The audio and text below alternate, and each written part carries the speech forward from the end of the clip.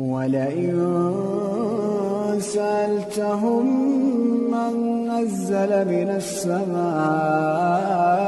ماء فأحيا به الأرض من بعد موتها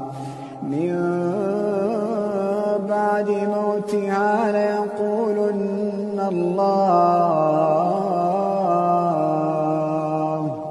قل الحمد لله بل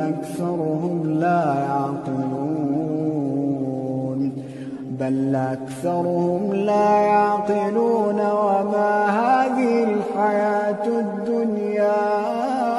إلا لهو ولعب وإن الدار الآخرة لهي الحيوان لو كانوا يعلمون